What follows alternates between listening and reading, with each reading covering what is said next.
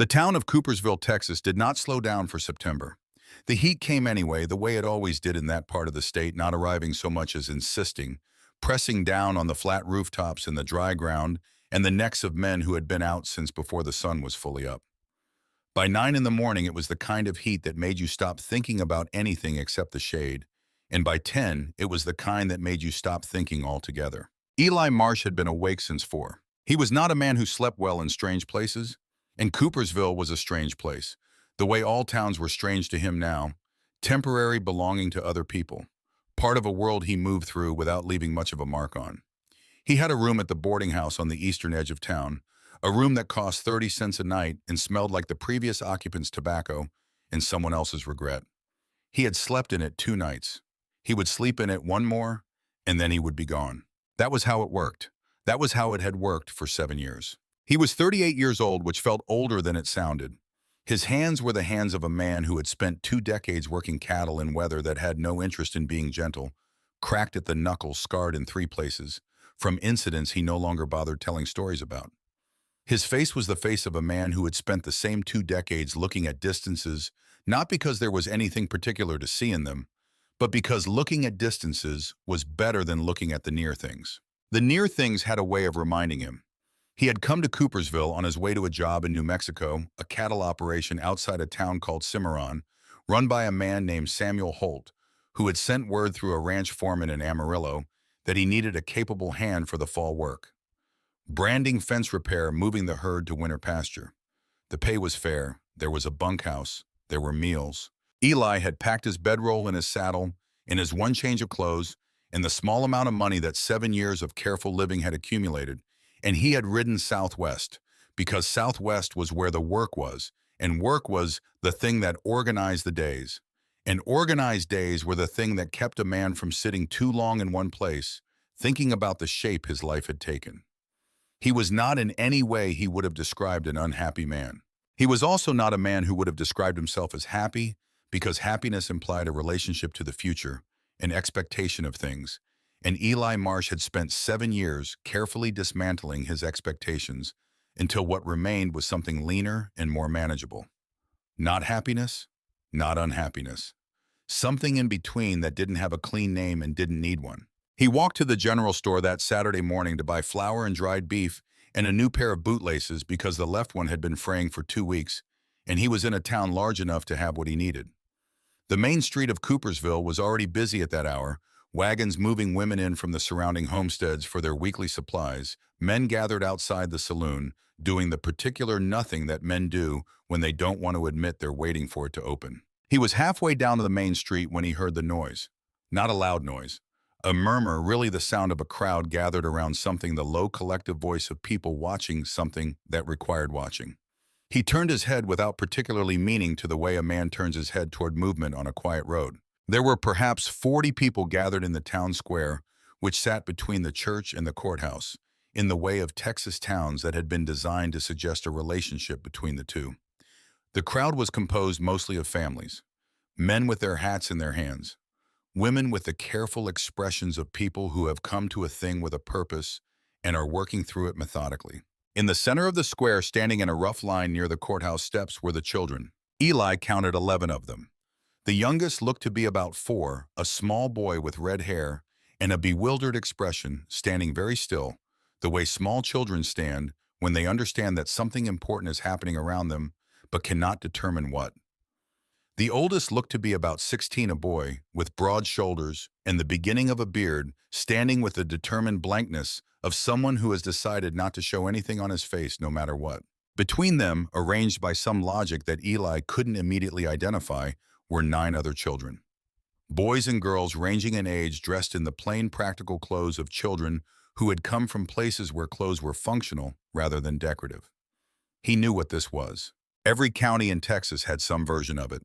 The children who came through the county system removed from homesteads that had failed, from parents who had died or been unable to continue from situations the county had determined required intervention. They were housed temporarily in whatever the county had available, which was usually not much, and then placed with families who could take them on. Workers in wards in exchange for a fee that covered the county's administrative costs. It was not called what it was. It was called a placement fair, which was the kind of name that made a difficult thing sound like a county social. Eli stood on the edge of the crowd and watched for a moment with the distant observer's habit he had developed over years of moving through places that weren't his. A thin man with a ledger was speaking to a family near the courthouse steps. The red-haired boy was taken within the first 5 minutes, lifted by a woman whose arms seemed to reach for him before the rest of her had made the decision. 3 of the younger children went in the first quarter hour, claimed by families who had come with specific intentions and were satisfied. He was about to turn and continue to the general store when he saw the girl at the end of the line. She was standing apart from the others. Not by much, perhaps 3 feet, but 3 feet in a line of children is a significant distance enough to mark a boundary enough to suggest that the separation was not accidental. She was the last child in the line, and she had the particular quality of the last thing on a list, the item that remains when all the easier choices have been made. She was tall. That was the first thing Eli registered, and the thing that registered most strongly because she was tall in a way that altered the visual logic of the group around her. She stood as high as most of the men in the crowd.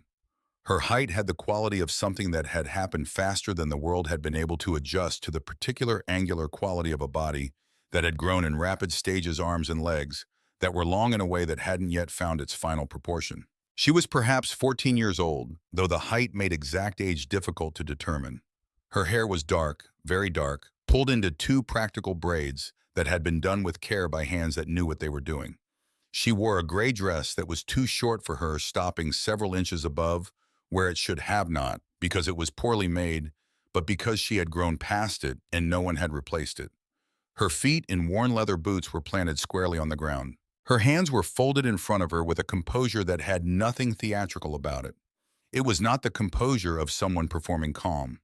It was the composure of someone who had simply decided at some point before this moment that the expressions on her face were hers to govern and had governed them accordingly ever since. But it was her eyes that made Eli stop walking. They were dark, very dark, set in a face that was angular and serious, and not yet fully settled into the face it would become. And they were doing something that Eli recognized immediately because he had spent 20 years in situations where doing it correctly made the difference between managing and not managing. She was taking stock. She was watching the crowd the way you watch terrain you don't know yet. Noting where people were positioned, how they moved, which direction they looked when they looked away from her. Reading the gathering the way you read a room when you walk into it, not knowing if it's safe. Her eyes moved steadily without hurry, taking in information and filing it. She was not performing composure. She was actually composed, which was a different thing entirely and much rarer. Eli watched. A couple approached her. The woman was in her mid-30s, well-dressed by Cooperville standards, with the expression of someone who has come to accomplish a specific thing and intends to accomplish it. She looked at the girl. The girl looked at her. Something passed between them that Eli couldn't fully decode from where he was standing, but he saw the moment it resolved the slight shift in the woman's expression, the almost imperceptible drawing back, and then the couple turned away and moved toward a smaller girl, 2 positions up the line. Another family. Same result. The man spoke briefly to the thin fellow with the ledger. The man Eli would later learn was named Tanner, a county official whose job on the first Saturday of every month was to close out the placement records. Tanner shook his head slightly. The family moved on. A third approach. A farmer type, older with a teenage son beside him who looked uncomfortable in his good shirt. The farmer looked at the girl the way he might look at a tool he wasn't sure he needed. He asked something. Eli couldn't hear the question, but he could see the girl's answer clear and direct, no hesitation. The farmer looked at his son. His son looked at his boots. They moved on.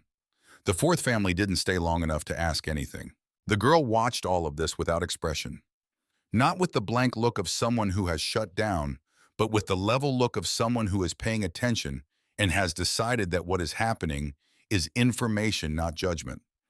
Each family's departure registered in her eyes as a data point and nothing more. It was this more than anything else that made Eli stay where he was when he should have continued to the general store. He was still standing there 15 minutes later when Tanner came to the end of the line with his ledger and looked at the girl and looked at his ledger and looked up and found Eli standing on the edge of the crowd with his hat in his hands. The look Tanner gave him was not hopeful. It was the look of a man who has one item left on a list and very little expectation of placing it. "You interested?" Tanner said. Eli looked at the girl. The girl looked at Eli. There was a moment, brief, maybe 3 seconds, maybe 5, in which something passed between them that Eli would spend the next 7 years trying to name accurately and never quite managing. It was not recognition exactly because they had never met. It was not sympathy because sympathy implied a distance of viewer and a subject, and this felt more level than that. It was something closer to the wordless acknowledgement of two people who have, by different routes and through different circumstances, arrived at the same understanding of how the world operates and what it asks of you. She was 14 years old, and she was doing what he did in unfamiliar situations, taking stock, noting exits, preparing for outcomes. "What's her name?" Eli said. "June Deller," Tanner said. "Father died on the road from Kansas. Mother gone before that when the girl was 7. No other family located." "How old?" 14, close to 15. Eli looked at his hat. He looked at the girl named June Deller, who was looking at him with those taking stock eyes, and who had not in the entirety of the time he had been watching her shown fear or pleading. Only assessment. He did not have a home to take her to. He had a job in New Mexico that might or might not still be available when he got there. He was 38 years old and had no experience with children and no particular qualifications for any kind of responsibility beyond the work of his hands and the word he had managed to keep with the men who hired him. He had $2 in his left pocket and a fraying bootlace, and nowhere to be except Simmeron, maybe. $2, he said. $2, Tanner confirmed. Eli reached into his pocket. He paid the $2. He was not entirely sure in the moment of paying them what exactly he was doing. He knew what the transaction was. He knew what the paperwork said, which Tanner filled out with the efficient handwriting of a man who has done something many times and sees no reason to slow down. He knew that he was acquiring a responsibility he had not planned for and had no infrastructure to support. What he did not know, standing in the September heat in the town square of Cooperville, with Tanner's pen scratching across the ledger, was why. He would not know for some time. He would learn it slowly, the way you learn most important things, by living toward the answer rather than thinking toward it. June Deller stood beside him while Tanner finished the paperwork. When it was done, she reached down and picked up the small bag that had been sitting at her feet throughout the entire proceeding. It was very small, smaller than a saddlebag, smaller than anything a person would reasonably carry if they had access to more. It told him in the single clear language of objects everything about what she owned. She looked at him. "Where are we going?" she said. Her voice was level. No tremor in it, no uncertainty, no performance of any kind. The question of someone who has determined that what they need are the facts of their situation clearly stated so they can work with them. "New Mexico," he said. "I have work there." "Maybe." "Maybe," she repeated. "It's what I've got," he said. She looked at him for a moment, the same steady reading look she had given the crowd all morning. Then she nodded once. Not a resigned nod, not a grateful nod. The nod of someone who has evaluated the available options and made a considered decision. "All right," she said. They walked to where his horse was tied at the post outside the general store. Eli looked at the horse, which was a good quarter-horse compact and reliable, not large. He looked at June Deller, who was nearly as tall as he was, standing beside him with her small bag and her straight posture waiting. "You ride," he said. "My father taught me," she said. He thought about this. "Wait here," he said. He went to the livery. He had a spare saddle, a good one, a piece of equipment he'd been carrying for 2 years against the possibility of a second horse, and he offered it in exchange for a mule and a day's feed. The liveryman looked at the saddle for a long time before agreeing. It was a fair trade only if you needed the mule more than the saddle, which Eli now did. The mule was a gray animal of indeterminate age with intelligent eyes and an expression of permanent, mild skepticism. Eli led it out to where June was waiting. She looked at the mule, then she walked around it slowly, the way someone walks around something they are genuinely evaluating rather than performing evaluation. She stopped near its front left leg and looked down. "This one's favoring its left front," she said. "Slight, but it's there." Eli looked. She was right. There was a barely perceptible shift in the animal's weight distribution, a habit of standing with the left front set slightly back, the kind of thing you missed if you weren't looking for it. "Your father teach you that too," he said. "He had 2 horses and couldn't afford a vet," she said. "Someone had to learn." She said it without self-pity, which he would come to recognize as one of her consistent qualities. She narrated the facts of her life without editorializing them, without adding the emotional commentary that most people added consciously or not. It was a quality he found in that first hour unexpectedly restful. They left Coopersville at noon. The road west was the kind of road that West Texas produced, wide and flat and indifferent, running through scrub and dry grass toward a horizon that looked the same from every angle. Eli rode his horse and June rode the mule, and they moved at the pace the mule set, which was deliberate and steady and not interested in being hurried. They did not talk much in the first hours. Eli was not by nature a man who filled silence, and June, it turned out, was not either. The silence between them was not uncomfortable, which surprised him.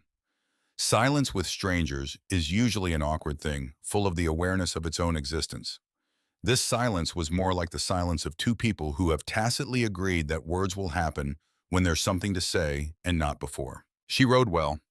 Better than well.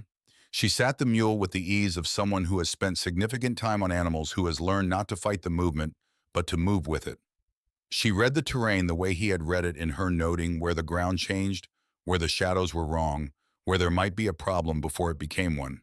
She was paying attention continuously to the world around her. By mid-afternoon, when the heat had settled into the particular heavy stillness of a Texas September at its peak, June spoke. "Where's the work?" she said. "Ranch outside Simmeron," he said. "Man named Holt. Samuel Holt. He sent word he needed a hand for fall work." "Sent word when?" "6 weeks ago." She considered this. "And it might not be there anymore." "Might not. What do we do if it isn't?" "Find something else," he said. She accepted this, not because she was satisfied with the answer, he thought, but because it was an honest answer, and she had a practical relationship with honesty.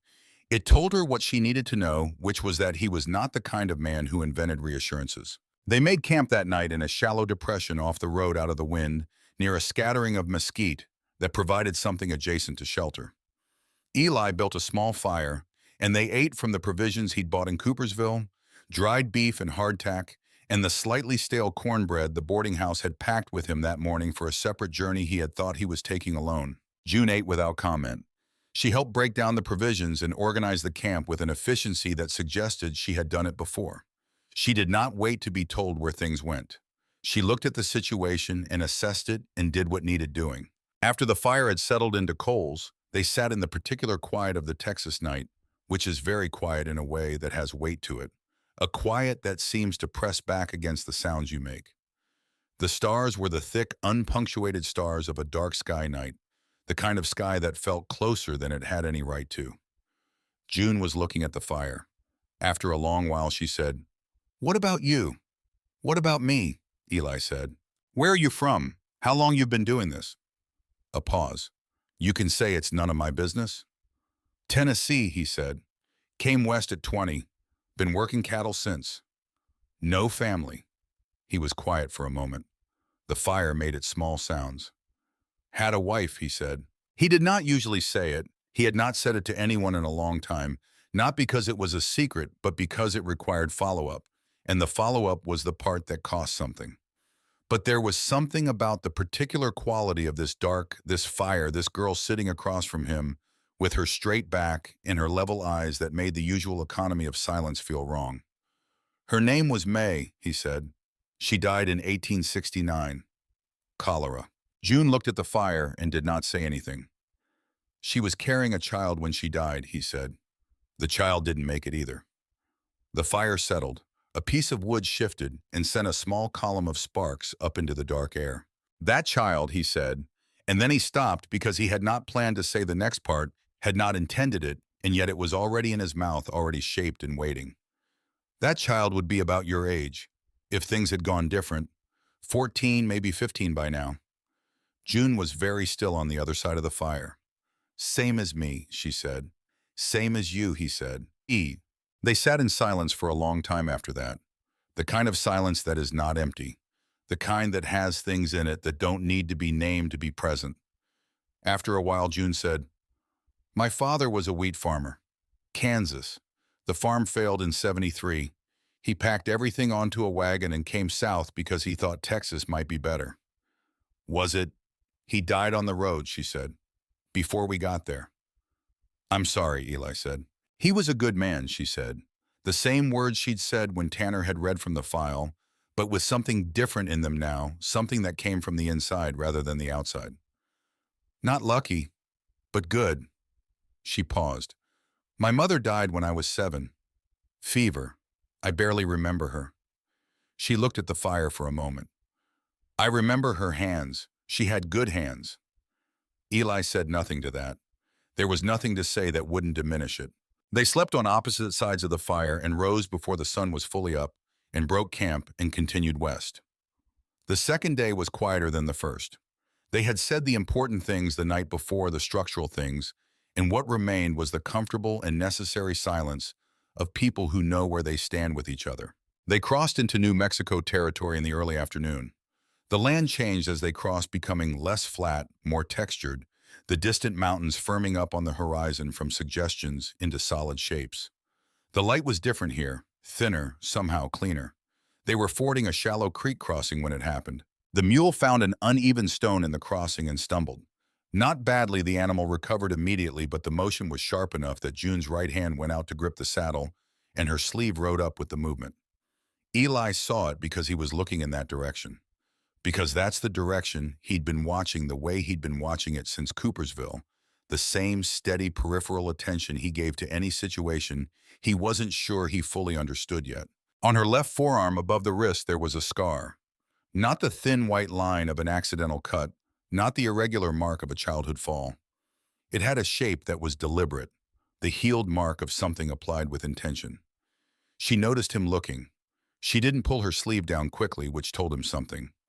She looked at him, looking at it, and then she looked back at the path ahead and she said, "Last place I was, before the county." He waited. "There was a man there," she said. "He had a system for what he called discipline. It wasn't about what you did, it was about him having the system." She said it the way she said everything about her own life, as information, as something that existed in the factual record and could be stated plainly. No tremor, no anger that showed. Just the clear voice of someone who has integrated a difficult thing by refusing to let it be larger than it was. He did not say he was sorry. He had learned somewhere in the years of moving through the world that sorry was a word that often served the person saying it more than the person hearing it. It organized the speaker's discomfort into a social transaction. It asked the person who had suffered to accept the discomfort of another person in return. He said nothing. But he looked at the road ahead, and he thought about the $2 he had paid that morning, and something settled into place in his understanding that had not been there before. He did not put words to it. He did not need to. He knew with the quiet certainty of a man who has spent 20 years reading situations correctly for his own survival that he had done the right thing in Coopersville. Whatever that meant, whatever it would turn out to mean. June rode beside him and said nothing more about it. They moved through the New Mexico afternoon in their established silence, the mountains growing clearer ahead of them, the air cooling slightly as the day turned toward evening. The town of Simmeron appeared near dusk, a cluster of buildings in the valley below. Long ridge lights, beginning to appear in windows as the dark came on. They rode through it at a walk, both of them looking, cataloging the shared habit of people who are careful about new places. On the far side of town, north on a rutted ranch road, they found the Holt property. A proper ranch, established and well-maintained, the kind that had been built over decades, and showed it in the solidity of the fence lines and the care of the outbuildings. A main house with a long porch, a large barn, 3 smaller structures arranged with the practical logic of working operations. A lamp was burning in the main house. Samuel Holt came out to the porch when he heard the horses. He was a man of about 50, compact and weathered, with a rancher's direct eyes and a face that had not spent much time in doubt about things. He looked at Eli. He looked at June. "Eli Marsh," he said. "That's right," Eli said. Holt looked at June again. His expression was not unfriendly. It was the expression of a practical man encountering a variable he had not been told to expect and deciding how to account for it. "Job offer didn't include anyone else," he said. "I know it," Eli said. He got off his horse. He was not a man who explained himself while still mounted. "It's a situation that came up." He told it plainly, the way he had told June's own situation to her without decoration. The placement fare, the $2, the road from Coopersville. He did not editorialize or justify. He stated the facts and let them be facts. Holt listened. His expression did not change much during the telling. When Eli was done, Holt looked at June, who had remained in the saddle on the mule sitting straight, looking back at him with her level dark eyes. "She work," Holt said. "Ask her," Eli said. Holt looked at June. "Can you cook?" "Yes," June said. "Garden?" "Yes." "You afraid of cattle?" "No," she said. Holt looked at his wife, who had appeared in the doorway of the main house sometime during the exchange.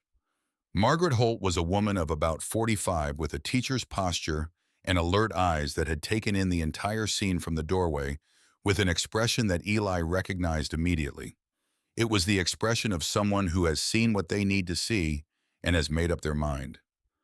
"She can sleep in the house," Margaret Holt said. "We have the room." And that was that. June dismounted in the yard of the Holt ranch in the last of the evening light. She picked up her small bag. She looked at the main house, then at the barn, then at the dark outline of the mountains against the darker sky. She did not look like a girl who had been saved. She looked like a girl who had assessed the available options and determined that this one was workable. Eli watched her walk toward the house behind Margaret Holt, her back straight, her steps unhurried, her dark braids catching the last of the evening light. He stood in the yard for a moment after they went inside. He looked at the mountains. He thought about $2, about the shape of a decision made without knowing what the decision meant, about a girl at the end of a line in a gray dress that was too short because nobody had thought to replace it, standing in the September heat, with her hands folded and her eyes steady, taking stock of a world that had not so far given her much reason to trust it. He took his horse to the barn and began to settle the animal for the night, working in the familiar rhythm of the work, the only rhythm he had counted on for 20 years to be exactly what it was. Through the window of the main house, he could see the lamplight. He could see, if he looked, the shadow of Margaret Holt moving in the kitchen, and beside her, slightly taller, the shadow of June Deller. Eli Marsh finished bedding down the horse. He closed the stall. He stood in the quiet of the barn with the smell of hay and animals around him, the sounds of the New Mexico night coming in through the gaps in the planking, and he thought about the fact that he had come to Simmeron alone and had not arrived alone. He thought about May, about the child she had been carrying when she died, about the particular shape of loss that you carry when it is not just a person, but a future that is taken, not just someone you loved, but the version of yourself that would have existed if they had lived. He thought about a girl who said her father was a good man. Not lucky, but good. He picked up his bedroll and walked toward the bunkhouse. Through the window of the main house, the lamp burned steadily. Inside, a girl who had been at the end of a line that morning was sitting down to her first meal in a place that, for reasons neither she nor Eli Marsh could have stated cleanly, felt different from the places before it. Not safe exactly. She was too careful a person to settle on a word as large as safe based on one evening. But different. And for now, for the first night of many nights to come, different was enough. The fall work began on a Monday. Eli was up before the ranch stirred, before the cook fire was lit, before the animals had started their morning noise. He stood in the yard in the gray pre-dawn and looked at the mountains to the north, which were the color of shadows at that hour, and breathed the cold, clean air of a New Mexico morning, which was different from Texas air in a way that was difficult to name, but immediately apparent. Thinner, maybe. More honest about what it was. He had slept well. That surprised him. He had not slept well in a strange place in 7 years. Samuel Holt ran a tight and sensible operation. There were 2 other hands besides Eli, a man named Gideon Price, who was about 40 and had been with the Holts for 6 years and said very little that wasn't directly related to the work, and a 19-year-old named Red Calloway, who said considerably more, and most of it was worth listening to. Red was rangy and freckled and had the particular energy of a young man who had grown up working hard and found that hard work suited him. He rode well and roped well and had the instinct for cattle that you either had or you didn't, and he had it cleanly. He also, Eli observed in the first week, had a precise and indignant sense of fairness that operated at a level most adults had long since negotiated away. The fall work was what it was: branding the late calves' fence repair across 3 pastures, preparing the herd for the move to winter range. It was the kind of work that filled the days completely and left a satisfying tiredness at the end of them, the tiredness of a body that has done what it was built to do. Eli moved through it with the efficiency of 20 years of practice, doing more than was expected, because doing more than was expected was the only way he knew how to work. Holt noticed. He didn't say much about it, but Eli saw him noticing, saw the slight recalibration in the way Holt gave instructions, the shift from explaining to simply indicating the shorthand that develops between men when one of them has established that he can be trusted to understand. In the evenings, Eli came in from the range and there was food on the table. This was not a surprise in practical terms. Margaret Holt had always fed her ranch hands. There had always been food on the table at the Holt Ranch at the end of the working day. But there was something different about the food now, a quality that Margaret herself noticed and commented on without embarrassment, standing at the kitchen door one evening with her apron in her hands and saying to Eli with a directness that reminded him slightly of June, "That girl cooks better than I do. Don't tell Samuel." Eli looked at June, who was setting the table with the efficiency of someone who has been doing it her whole life and has found the most logical way to accomplish every step. "Where did you learn?" he said. "My father couldn't cook," she said without looking up from the table. "Someone had to." She said it without self-pity, which was her consistent way. She stated the facts of how she had become what she was, as though they were weather patterns, interesting in their specificity, but not requiring any particular emotional response. She had found her place in the Holt household within a week, not by asking for it or performing her way into it, but by identifying what needed doing and doing it.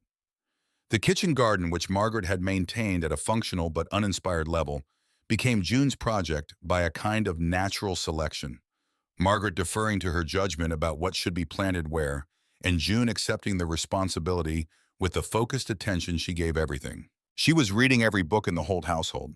Margaret had a small library for this part of the world, perhaps 40 volumes history and agriculture, and 2 novels and a collection of letters from the Revolutionary period that June read 3 times.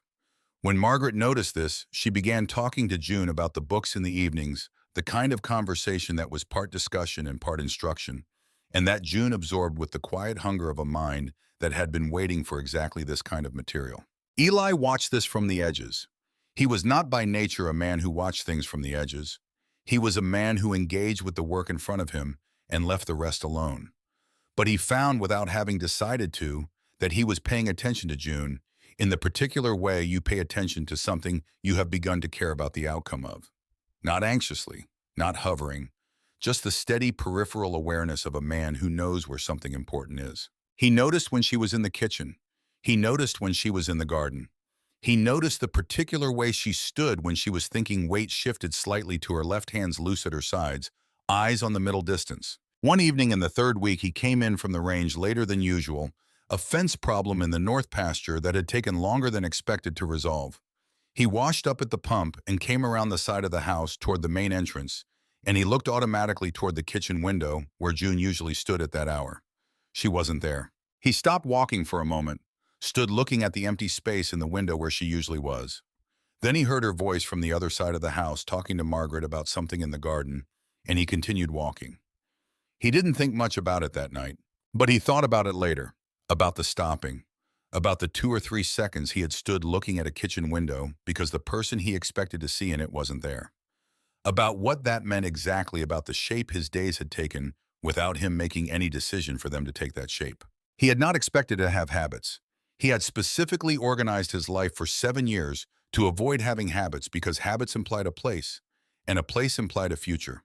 And a future was the thing he had given up on the day he buried May and the child she was carrying in a field outside of a town in Kansas, whose name he had spent 7 years trying to forget and hadn't quite managed. The habits had come anyway, quietly, in the way that necessary things come when you have stopped watching for them.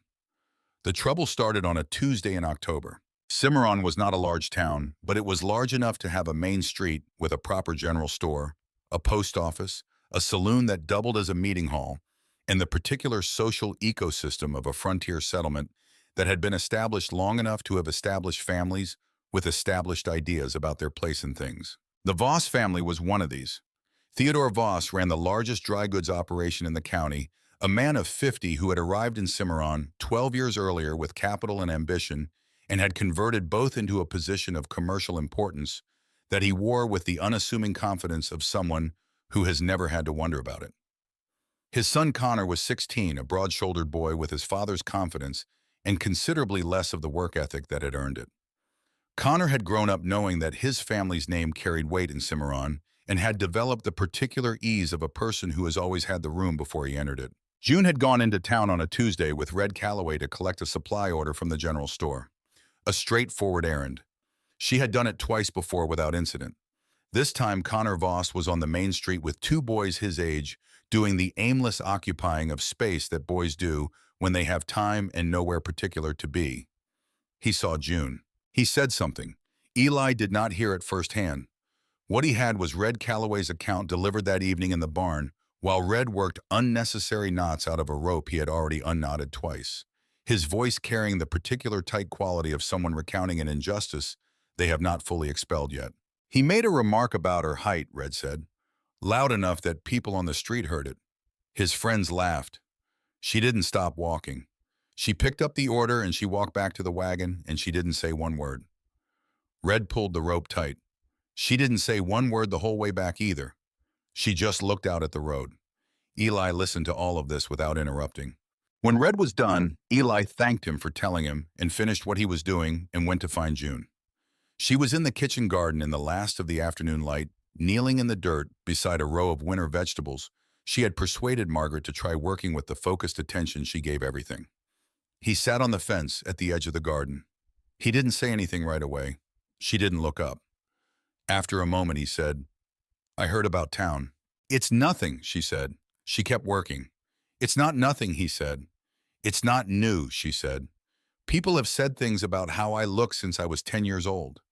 She moved to the next plant, her hands steady in the dirt. "I'm still here." He looked at her for a moment. "Does it bother you?" he said. She sat back on her heels and looked at the garden for a long moment.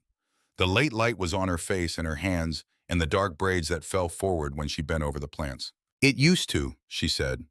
She was quiet. "Now I mostly think those people don't know me. What they say is about what they see. What they see isn't what I am." Eli looked at her for a long moment. "That's a hard thing to know at 14, he said. "Still 14 for 3 more weeks, she said. "That's 14 then," he said. Something shifted in her face, the almost smile, the quick real one that appeared occasionally, and changed everything about her expression for the moment it was there. "Are you going to go say something to him?" she said. "I'm considering it," he said. "Don't," she said. She looked back at the garden. "It'll make it a story. Right now it's nothing. Leave it nothing." He looked at her. "All right," he said. He left it nothing. He went to Simmeron the following morning for supplies that needed collecting and was not specifically required.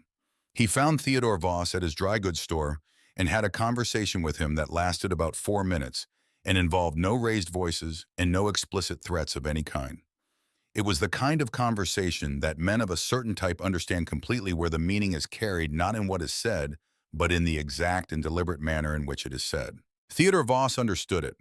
He was a man who had built something real in this town and had a realistic view of what it took to maintain things that were real. He thanked Eli for coming in. He said he would have a word with his son. Eli bought the supplies and rode back to the Holt ranch. He never told June, or rather he thought he had not told June, which turned out to be a different thing entirely. Red Calloway, it turned out, talked. It was not malicious. Red was simply the kind of 19-year-old who processed things by narrating them, who turned the events of his days into stories as a way of understanding what the events meant. He told June what he had seen Eli do, the calm ride into town, the 4-minute conversation, the supplies that didn't particularly need collecting. June found Eli in the barn that evening.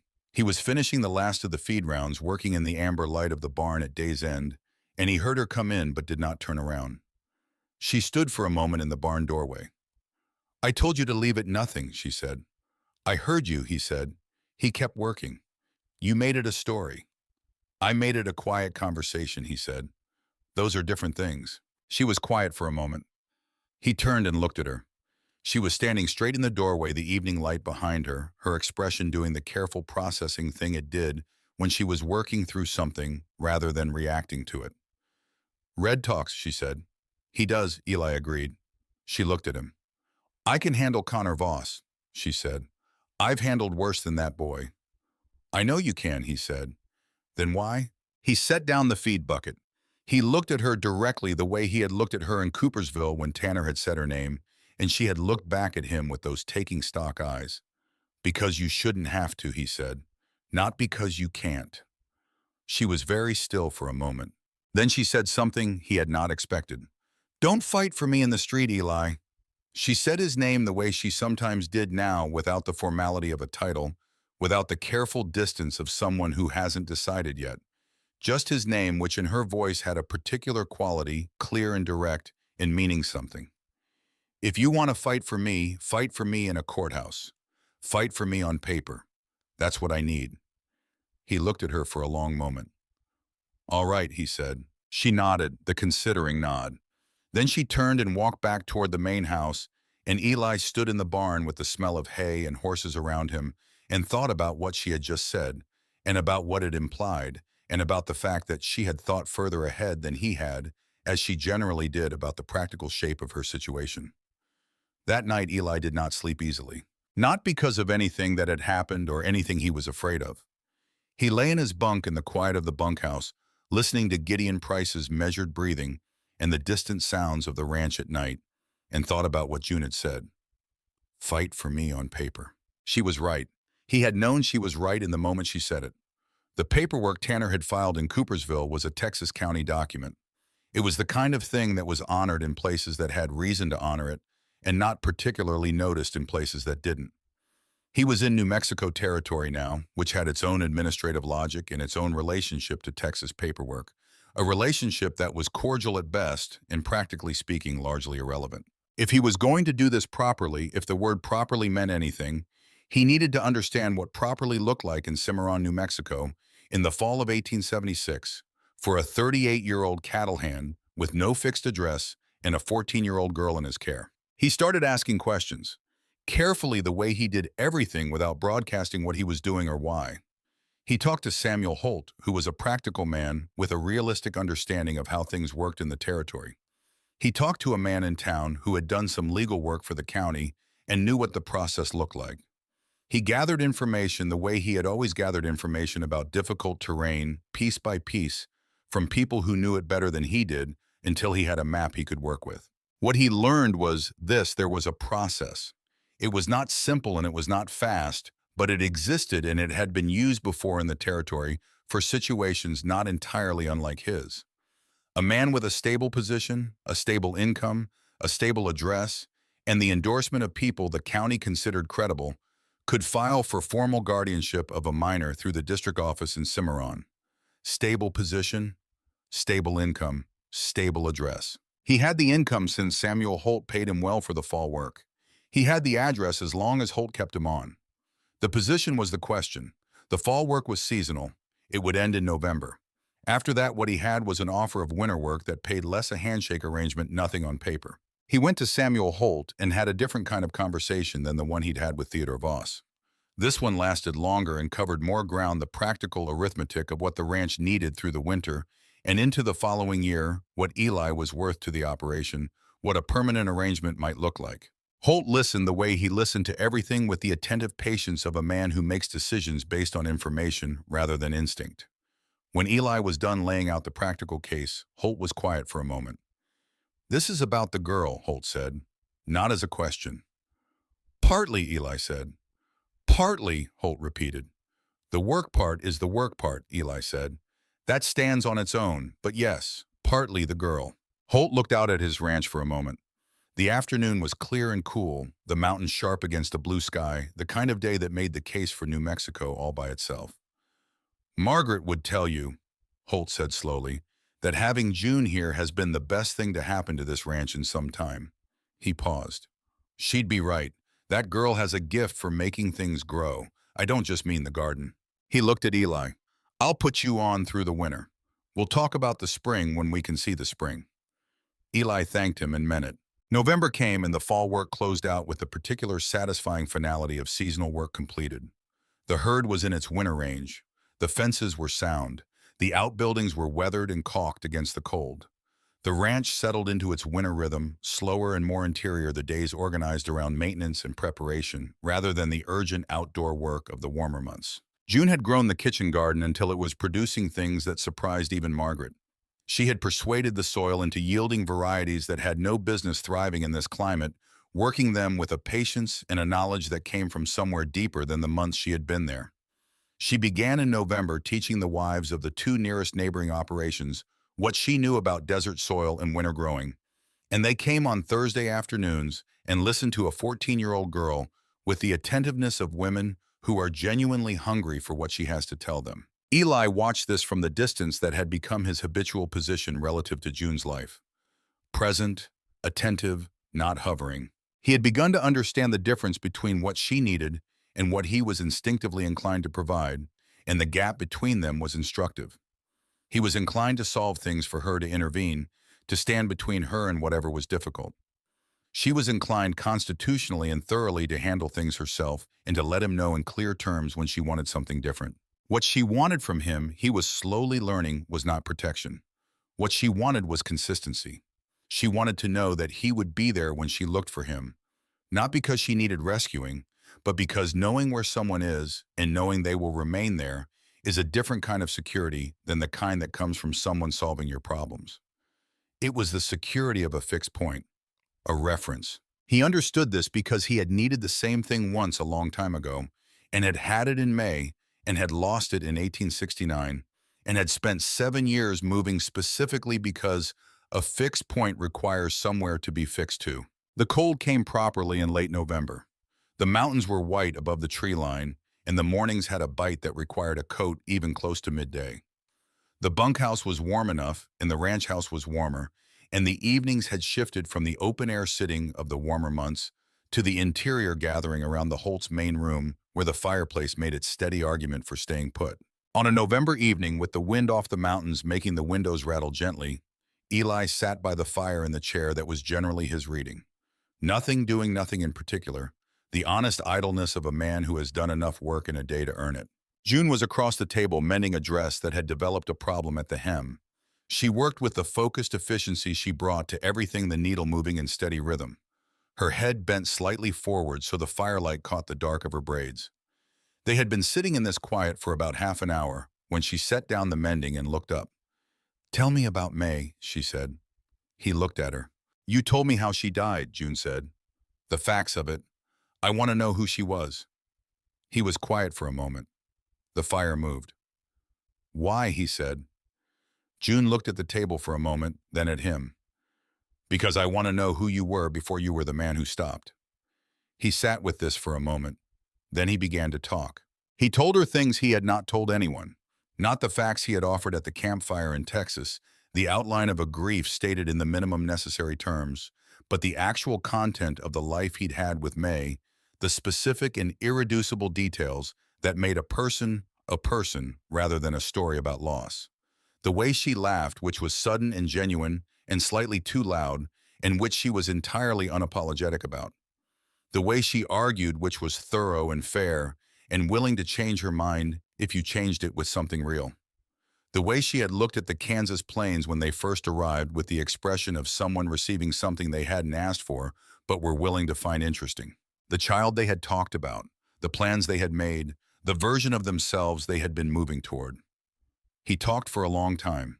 The fire burned down, and he added wood and kept talking, and June listened without interrupting, without offering the consoling phrases that people usually felt compelled to offer during this kind of telling. She listened the way she did everything, with her full attention, letting the words be what they were. When he was done, he felt to his own surprise lighter. Not better exactly, because better implied a problem solved, and this was not a problem. It was a shape. The shape of a life that had been lived and then broken and then continued in a different form. But lighter somehow, as though the telling had redistributed something that had been sitting in one place for too long. June was quiet for a moment. "She would have liked New Mexico," she said. He looked at her. "The light here," June said, "and the way the mountains change. She sounds like someone who noticed things." She paused. "She would have liked it here." Eli looked at the fire.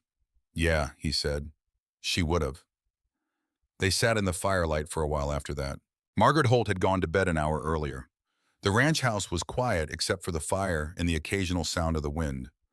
Outside, the mountains were white and cold and perfectly still under a sky full of the particular stars of a New Mexico winter, thick and close and indifferent to everything below them. June picked up her mending again. Her needle moved.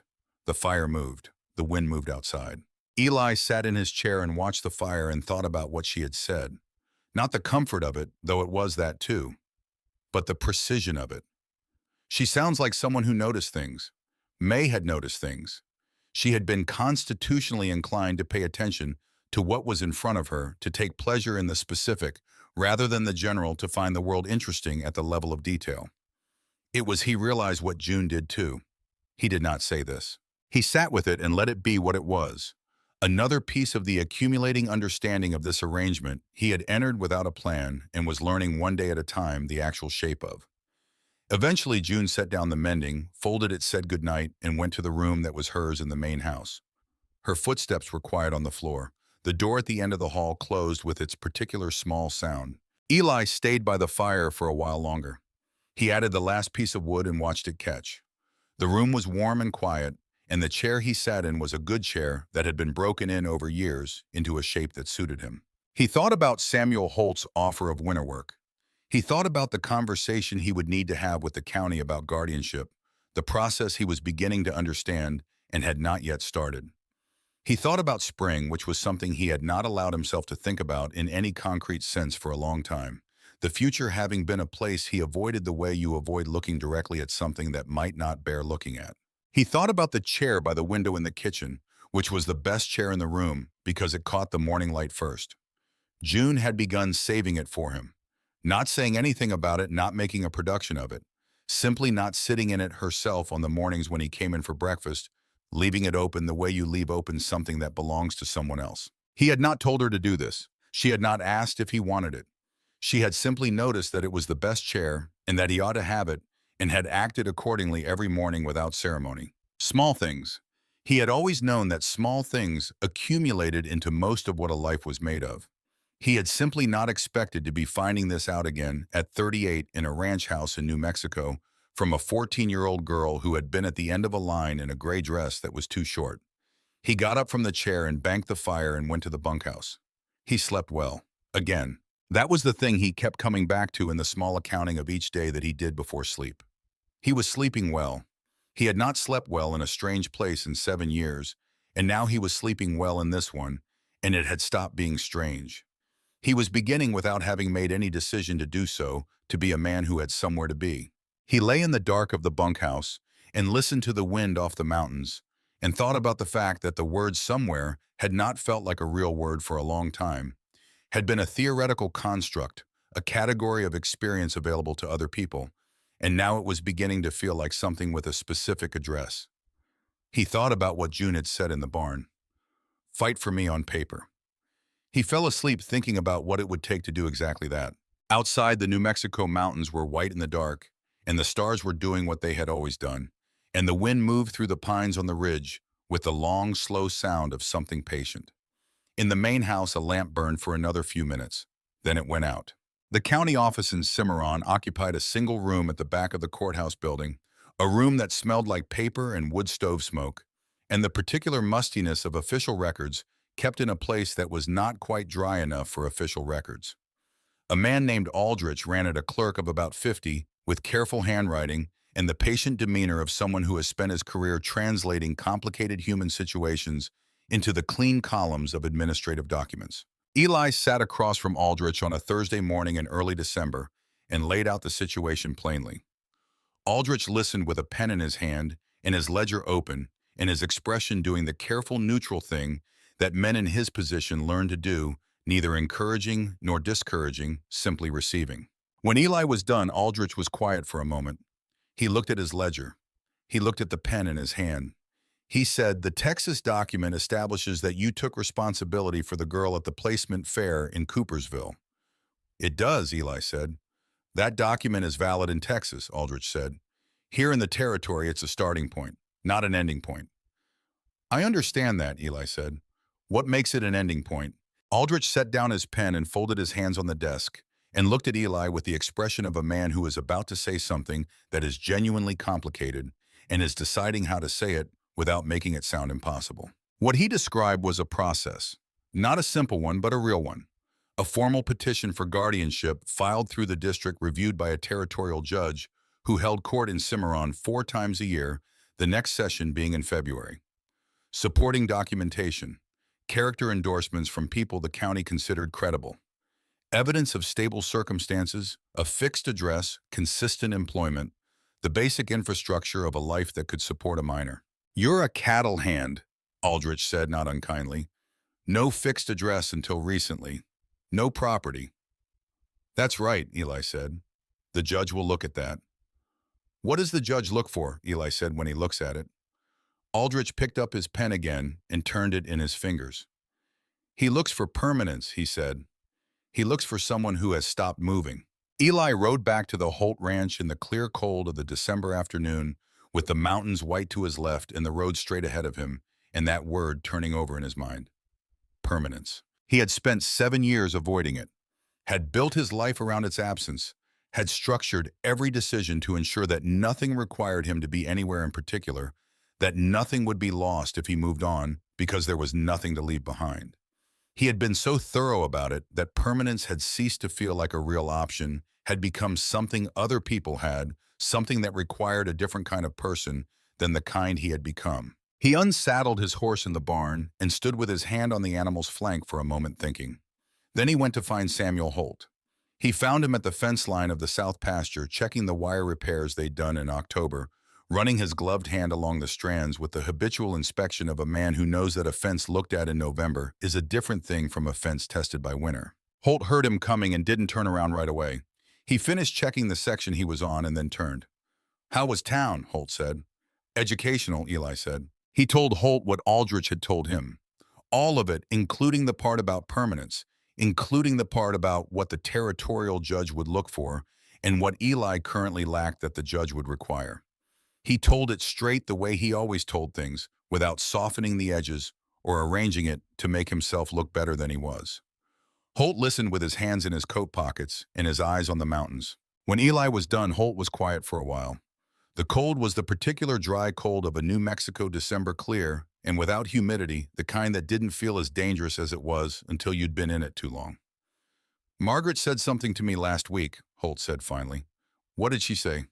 "She said that girl has more sense than most of the adults she's known in her life." He paused. "She said it like a fact, not a compliment." "It is a fact," Eli said. Holt looked at him. "I want to offer you a year-round position. Full year, not seasonal. The pay is less than the fall rate, but it's consistent. You'd have your bunk, your meals, your address." He said the last word with a slight emphasis that indicated he understood exactly what they were talking about. "That gives you your permanence." Eli was quiet for a moment. "Why?" he said. Holt almost smiled. It was the same question June always asked, and it had the same quality, the genuine request for the honest answer, rather than the polite one. "Because you're the best hand I've had in 10 years, Holt said.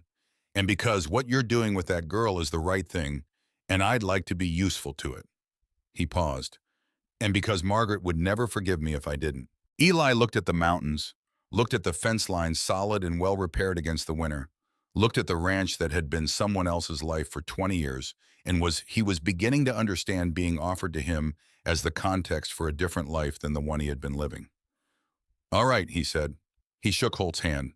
It was a brief, firm handshake, the kind that didn't need anything added to it. He filed the guardianship petition with Aldrich the following week. Holt signed an employment letter.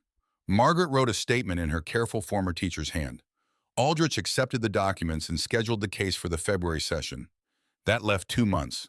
December passed in this way of working winters, the days organized around maintenance, and the particular indoor tasks that cold weather produced.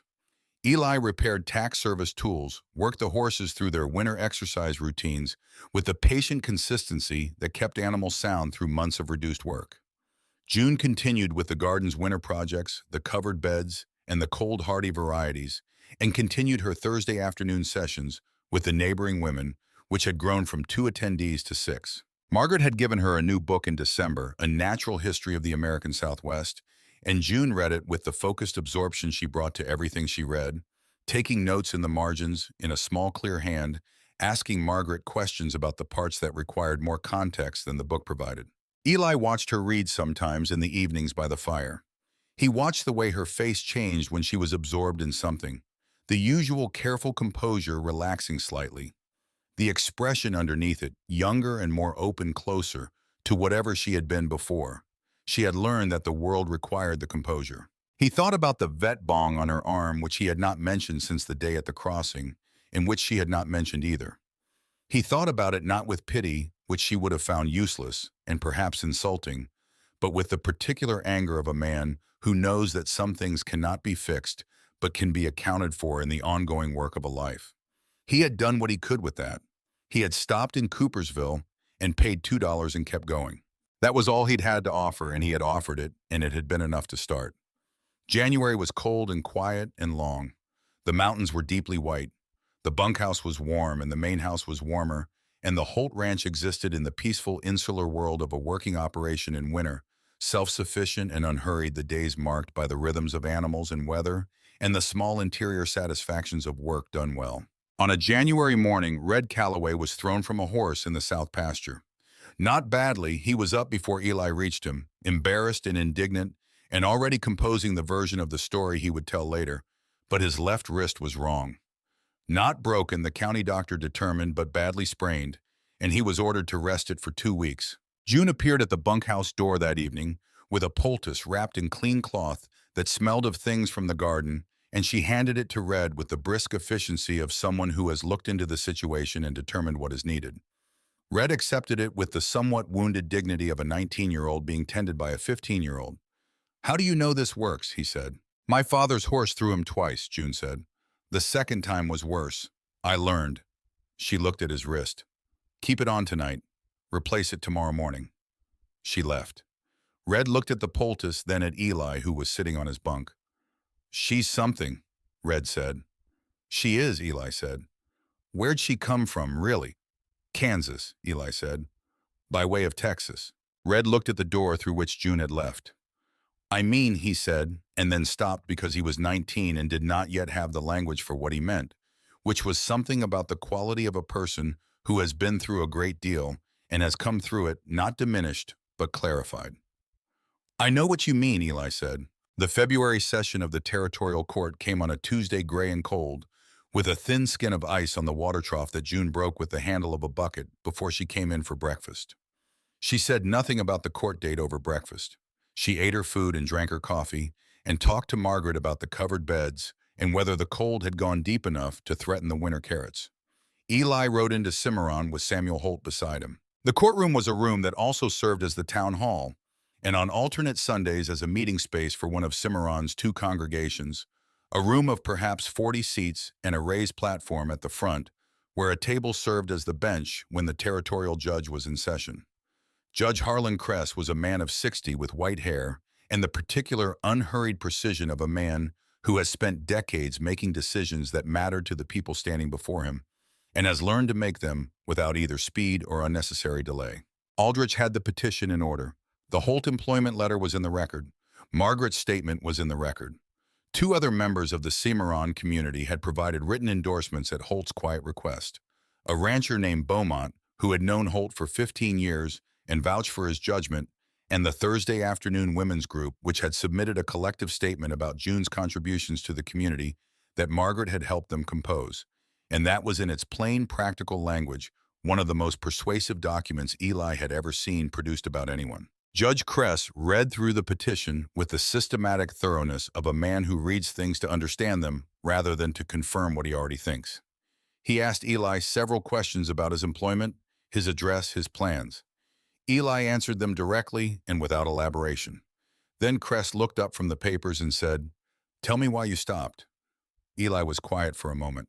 "In Coopersville," Kress said, "the placement fair. You weren't looking to take on a child. You had a job to get to. You stopped anyway. Tell me why." Eli looked at the judge. The courtroom was very quiet. Holt was in the seat behind him. Aldrich was at his clerk's table. There were a few other people in the rows behind Simmeron, being the kind of town where a court session drew an audience. "I don't have a clean answer for that," Eli said. "I've thought about it. I don't have one." Kress waited. "I saw her," Eli said. "She was at the end of the line and everybody else had been taken and she was watching the crowd the way you watch something when you're getting ready for whatever comes next. She wasn't afraid. She wasn't asking for anything." He stopped. "I've been in situations where you don't show what you're feeling because showing it doesn't help." She knew that. At 14 years old, she already knew that. He paused again. I paid $2, and I didn't have a reason that would satisfy anybody, including me. I just knew I was going to. Cress looked at him for a long moment. And now, Cress said, 5 months later, what is it now? It's what I told you in the petition, Eli said. She's the most capable person I've spent time with in 18 years. She deserves a fixed address and someone who shows up. I can provide both. A pause. I'd like to provide both. Cress looked at the papers again. He was quiet for a moment that felt longer than it was. Then the door at the back of the courtroom opened. June walked in. She was wearing the dress Margaret had helped her make in January, a proper one this time. The right length, good fabric, well fitted to her considerable height. Her dark braids were pinned up in the style Margaret had shown her for occasions that required it. She walked down the center aisle with her straight posture and her level eyes, and she stopped at the rail and looked at Judge Cress. I'd like to speak, she said, if the court will allow it. Cress looked at her. He looked at Eli. He looked back at her. This is unusual, he said. Yes, June said. I know. Another long moment. Cress gestured with one hand. Say what you have to say. June stood at the rail. She did not hold anything in her hands. She did not look at notes. She looked at Judge Cress directly, and she spoke clearly in the caring voice of someone who has decided that what she is saying is worth being heard. She described the morning in Cooperville. She described the line and the families and the way she had watched each approach and each departure with the careful attention of someone who knows that information is the only resource available to her. She described the moment Eli stopped walking. He wasn't looking for me, she said. He wasn't looking for anyone. He had somewhere to be, and he stopped anyway. And when I asked him where we were going, he said New Mexico maybe. And he said maybe because he didn't know, and he told me the truth about not knowing. She paused. I've known people who told me what I wanted to hear. I've known people who told me nothing. He told me the truth. That was the first thing. She talked about the road, about the conversations in the dark outside Cooperville, about the Holt Ranch in the winter, in the Thursday afternoons with the neighbors. She talked about all of it without sentimentality, the same factual voice she used for everything, and the facts she chose to include were the ones that did the work she needed them to do. At the end, she said, the law needs to decide what to call him. I've already decided what he is. She looked at Eli briefly and then back at the judge. He's mine. I'm his. We worked that out on a road in Texas 5 months ago. This paper is just catching up. The courtroom was very quiet. Judge Cress looked at June for a long moment. He looked at Eli. He looked at the petition in his hands. He signed it. The clerk stamped it. Aldrich recorded it. And that was that. Outside the courthouse in the cold February air, Samuel Holt shook Eli's hand again. It was still a brief handshake, but this one had something different in it. Eli walked to where June was standing at the edge of the courthouse steps, looking out at the main street of Simmeron with her hands folded in front of her, very much as she had stood in Cooperville, except that everything was different. You didn't tell me you were coming, he said. I know, she said. Why? She looked at him. Because if I'd told you, you would have spent the night worrying about whether I needed to, and I needed to do it without you worrying about it. He looked at her for a moment. What you said in there. It was true, she said. I know it was true, he said. Margaret had made a cake. She produced it that evening at the supper table with the quiet satisfaction of someone who has been watching something develop toward a conclusion and is pleased that it has arrived at the right one. It was a good cake, dense and sweet, made with molasses, because refined sugar was expensive, and Margaret was not wasteful. Red Calloway had 2 pieces and said it was the best cake he'd had since his mother's, which Margaret accepted as the high compliment it was intended to be.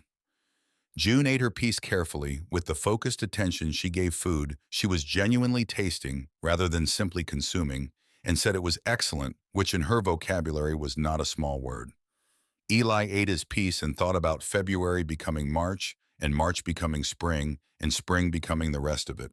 Spring came to Simmeron the way spring came to that part of New Mexico cautiously, and then all at once the snow retreating up the mountains, and the dry creek beds running with snowmelt, and the desert floor doing the thing it did once a year that justified everything blooming.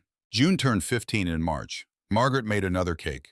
Red presented her with a leather-worked bookmark he had made himself with painstaking and slightly uneven stitching that was more impressive for the effort than the execution, and June accepted it with a seriousness that made Red straighten up slightly as though being taken seriously by her was a thing worth standing taller for. Eli gave her a book. He had ordered it from Santa Fe 2 months earlier, a comprehensive guide to the flora and agriculture of the American Southwest, a serious book written by a serious naturalist who had spent a decade in the region. June held it with both hands and looked at the cover and then opened it to the first page and read the first paragraph standing right there in the main room and did not look up for a full minute. "Thank you," she said when she did. She said it the way she said things that mattered, quietly and directly without ornamentation. "You're welcome," he said. The spring work resumed and the ranch woke back up into its full operational rhythm, and the days filled again with the purposeful exhaustion of working land. June's garden expanded in the spring planting, taking in a section of ground that had previously been unused and that she prepared with a thoroughness that impressed even Holt, who had been farming and ranching for 30 years and knew what prepared ground looked like. She was teaching the neighboring women now about spring planting techniques specific to the altitude and the soil and the particular patterns of rain and dry that the Simmeron Valley produced. They came on Thursday afternoons and sometimes on Saturday mornings, and they brought questions that were increasingly sophisticated because June had raised the level of their understanding to the point where they could ask better questions. One afternoon in May, Eli came in from the range to find June in the garden and stopped at the fence in the way he had developed, not announcing himself, simply being there. She was working in the section farthest from the house, the new section staking up a row of plants that had come in taller than expected. She looked up. "There's coffee," she said. "In a minute," he said. He watched her work. She moved through the garden with the ease of someone completely at home in a task, no wasted motion, no uncertainty about what came next. The afternoon light was on her and on the garden she had built out of neglected ground, and the mountains were sharp and clear to the north, and the air had the particular quality of a New Mexico May afternoon, warm and clean and full of the smell of things growing. He thought, standing at that fence, about Cooperville, about a September morning in a town square and a line of children, about a girl at the end of the line in a gray dress that was too short with her hands folded and her eyes steady and her small bag at her feet. He thought about May. He thought about the child that would have been June's age. He thought about 7 years of moving through the world with the specific lightness of a man who has nothing to lose because he has made a careful practice of having nothing. He thought about what it had cost, the lightness, the freedom of needing very little. He had thought of it for 7 years as a kind of economy, a sensible arrangement with loss, and it had been that it had served him. But he could see now, standing at this fence in the May light, that it had also been a form of hiding. Not dishonest hiding, not cowardly, but hiding nonetheless. The hiding of a man who has decided that the distance between himself and the things that could hurt him is the most important distance to maintain. June looked up again from the garden. "You're still there," she said. "Still here," he said. The summer passed in the fullness of summer ranch work, and the second fall, and a second winter, and a second spring. The years had a shape now that the years before had not had the shape of a life organized around a place, and the people in that place, rather than around the absence of both. Eli worked the Holt ranch through the seasons with the consistency that Holt had recognized and rewarded, and that Eli himself had come to understand not as a constraint, but as the thing that made everything else possible. June grew.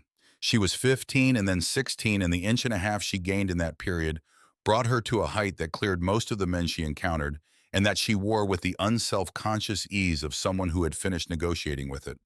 She was simply tall the way the mountains were simply tall, without apology or explanation. She became, in the language of the region, someone people talked about, not with the gossip quality that attached to dramatic events, but with the matter-of-fact quality that attached to someone whose competence had become a known quantity. The garden that she had transformed, the Thursday sessions that had grown into a genuine community practice, the quiet, thorough way she did everything she did. Connor Voss, who was now 18 and working in his father's store, crossed paths with June in the street one October afternoon and nodded to her with the careful respect of a young man who has received at some point information that has adjusted his understanding of his place in things. June nodded back and continued walking. The interaction lasted 3 seconds and contained everything that needed to be in it. At 16, she began reading law. Not studying it formally, there was no formal study available to her in Simmeron, but Margaret had connections in Santa Fe and acquired books, and June read them with the same methodical absorption she brought to everything, and asked Margaret questions and asked Eli questions, and occasionally asked Judge Kress questions on the quarterly occasions when he was in Simmeron, which Kress answered with the serious attention of a man who recognizes a serious mind. At 17, she told Eli she intended to have her own land someday. They were at the corral fence in the early evening, the last of the work done, the day cooling toward the long blue dusk that was one of the consistent beauties of the New Mexico summer. "I know," Eli said. She looked at him. "You're not surprised." "I stopped being surprised by you about a week after I met you," he said. The almost smile, the real one, quick and transforming and younger than everything else about her. "A week," she said. "The mule," he said. "When you noticed the leg before I did, that's when I stopped." She looked out at the mountains. "I'm going to need to understand land law," she said. "The territorial regulations. What's possible for someone in my position?" "Margaret's working on the books," he said. "I asked her last month." She looked at him. Something moved through her expression that was not quite surprise, but was adjacent to it. "You asked her last month," she said. "You'd been talking about the Beaumont property," he said. "The section they're not using. I made some assumptions." She was quiet for a moment. Then she said, "Thank you, Eli." The way she said it, not the polite, mechanical thank you, not the efficient acknowledgement. The other one, the one that came from somewhere deeper, the one that meant what it said. "You're welcome, June," he said. The years continued. 18, 19, 20. The ranch and the seasons and the work and the evenings by the fire. Margaret teaching. Holt managing. Red eventually getting his own position at a ranch north of town and coming back on Sundays sometimes for Margaret's cooking in the company. New hands coming through the Holt operation, learning that the tall woman in the garden was not someone to take lightly and adjusting accordingly. June built something in Simmeron that had not existed before she arrived. She did not think of it in those terms. She thought of it in practical terms: the garden, the knowledge she had accumulated, and shared the relationships with the neighboring women, the legal understanding she was developing.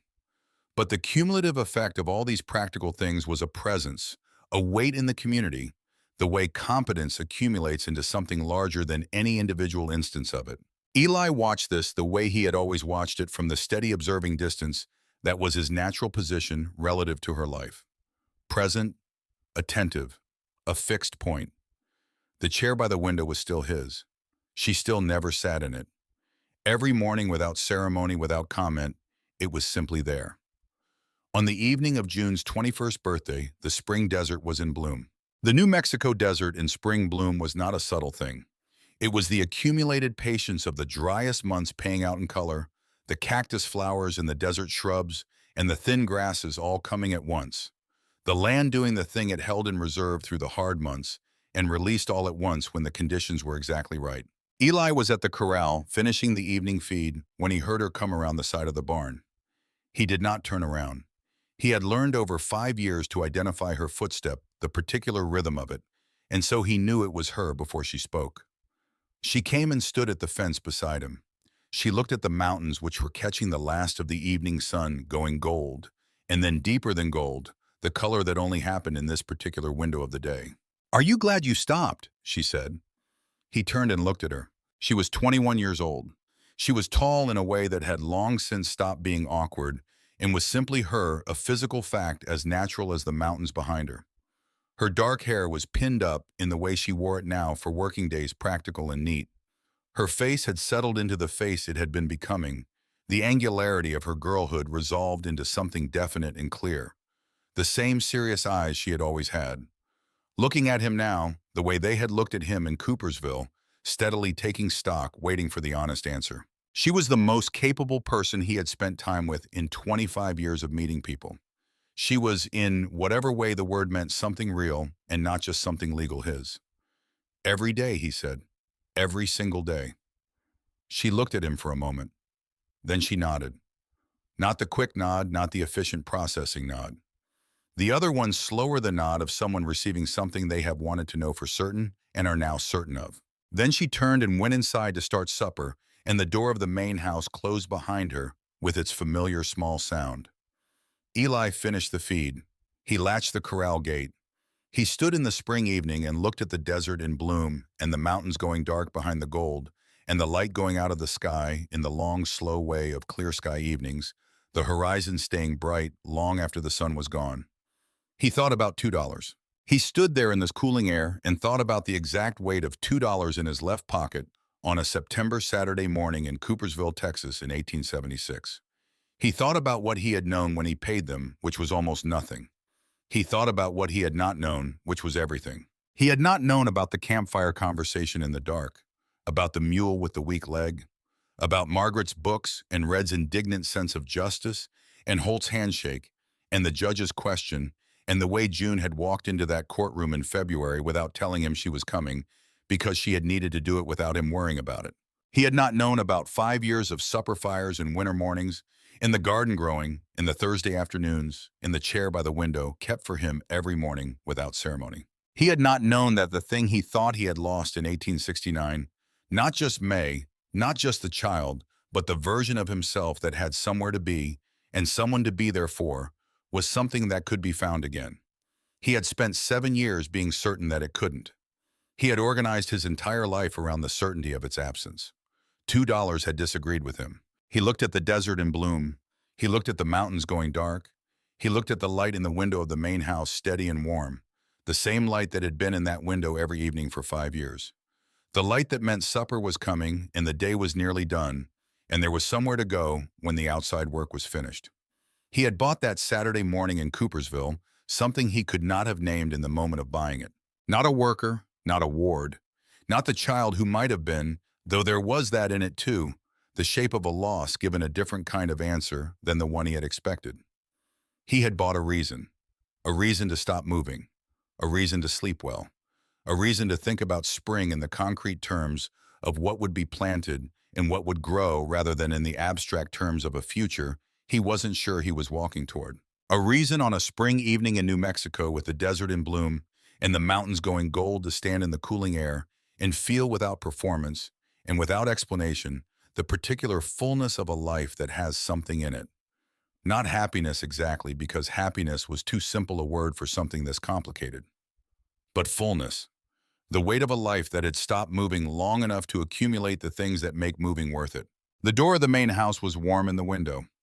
Inside, a 21-year-old woman who had been at the end of a line in a gray dress that was too short was starting supper, moving through the kitchen with the efficiency she brought to everything. The sound of it just audible through the walls, the particular music of an evening going the way it was supposed to go. Eli Marsh stood in the spring dark and listened to it. Then he walked toward the light. The best $2 he had ever spent.